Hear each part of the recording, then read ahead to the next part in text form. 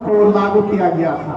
लेकिन हम अतीत में यदि हम जाएं तो भारत में 26 जनवरी का जो दिन है ये बहुत ही महत्वपूर्ण दिन है, क्योंकि हमारा संविधान तो 26 नवंबर 1949 को बनकर तैयार हो गया था, लेकिन इसे लागू किया गया 26 जनवरी 1950 को।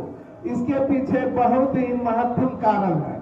इसके पीछे कारण ये है कि जब हम लोग गुलाम थे उस समय भारत में आजादी के लिए सतत संघर्ष किया जा रहा था।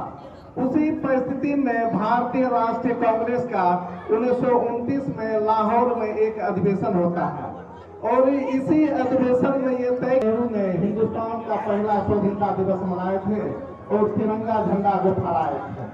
इसलिए भारत में प्रत्येक 26 जनवरी को स्वतंत्रता दिवस मनाया जाता था। तो हमारा संविधान तो लागू हो गया था 26 नवंबर 1949 को बनकर तैयार हो गया था। इसलिए 26 जनवरी हमें याद रहे, हमारे जो आने वाले पीढ़ी है उनको याद रहे 26 जनवरी क्या चीज होता है। इसलिए भारत के संविधान को लागू किया गया 26 जनवरी 1950 को। और हमारा संविधान इतना आसानी से नहीं बना, इसको बनने में सतत और लगातार संघर्ष करना पड़ा। यदि हम ऐतिहासिक परिप्रेक्ष्य को हम देखें तो भारत में सबसे पहले संविधान निर्माण की पहल बाल गंगाधर तिलक ने किए थे 1895 ईस्वी में। उन्होंने ब्रिटिश हुकूमत से मांग किया कि भारत में एक संविधान होना चाहिए, लेकिन ब्रिटिश सरकार को लगता था कि यदि हम भारत में संविधान निर्माण कर देंगे तो इसका अर्थ था स्वराज की प्राप्ति। इसलिए बाल गंगाधर तिलक की बातों को उन्होंने नकार दिए।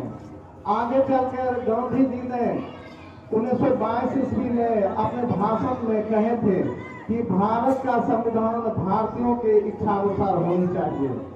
इसके बाद भारत में लगातार संघर्ष चला। अंततः कैबिनेट मिशन के आधार पर भारत में एक संविधान का निर्माण किया गया। और हम ये बता दें कि भारत का जो संविधान है ये संपूर्ण विश्व का सार है। जो संपूर्ण विश्व में अच्छी अच्छी बातें थी उन्हें अपना संविधान में लागू किया गया।